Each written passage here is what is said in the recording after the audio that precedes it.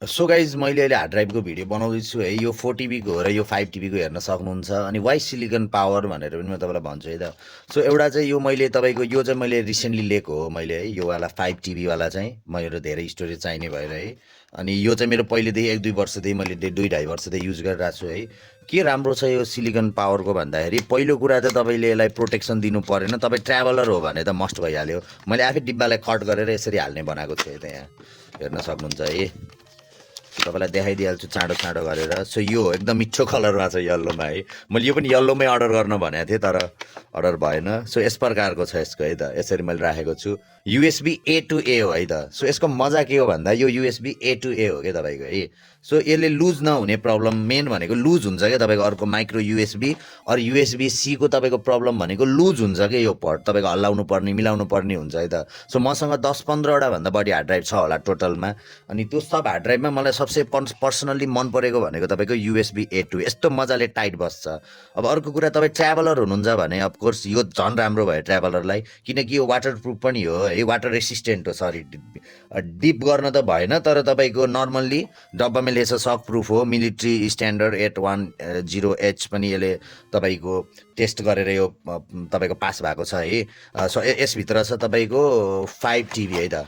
त्यो 5 TB वाला पनि खोलौँ। यो चाहिँ ब्रान्ड न्यू है त।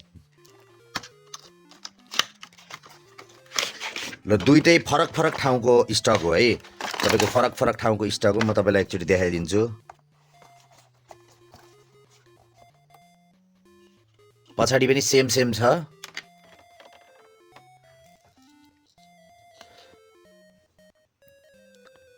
अगाडि पनि सेम सेम छ एक्सेप्ट रेड डट विनर हो है त यो। तर यतिखेर पनि विनर थिएन यो डब्बा मैले लिँदा, यो डब्बा लिँदा चाहिँ विनर भइसक्यो रहेछ है।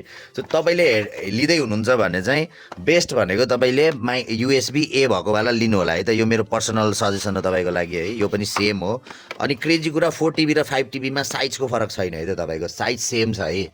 यो चाहिँ तपाईँको 4 TB र 5 TB भए पनि साइज चाहिँ सेम छ। अरू इन्फर्मेसनहरू सबै सेमै छ है, हेर्न सक्नुहुन्छ। यसमा अलिकति लाइट छ, यसमा अलिकति डार्क छ तपाईँको लेखिएको फन्टहरू। अरू कुरा सबै सेम नै छ है त। 4 TB मैले स्पिड त चेक गरेँ छैन, तर स्पिड तपाईँले रिडिङ र राइटिङ स्पिड तपाईँले 90 to 110 Mbps राख्न सक्नुहुन्छ है त एभरेज कम्प्युटरमा। तपाईँले हेर्दाखेरि 3.2 Gen 1 हो है त। यो रिड स्पिड अझै हाई हुन्छ, 150सम्म पनि पुगेको थियो सायद है त। राइट भन्दा रिड स्पिड हाई हुन्छ है त। सो नेक्स्ट लिँदै हुनुहुन्छ भने यो लिनु होला है। तपाईँ हार्ड ड्राइभ तपाईँलाई चाहिएको छ भने चाहिँ। अनि 2 TB 1 TB को लिएर काम छैन है त अहिलेको जमानामा। सकेसम्म तपाईँ हायर पार्टमै जानु। तपाईँलाई के अरे पछि गएर 2-3टा मेरो जस्तै गराइदिन्छ क्या। अब ल्यापटपमा पोर्ट 3-4वटा छ, हार्ड ड्राइभ 10-12वटा भन्दा बढी छ।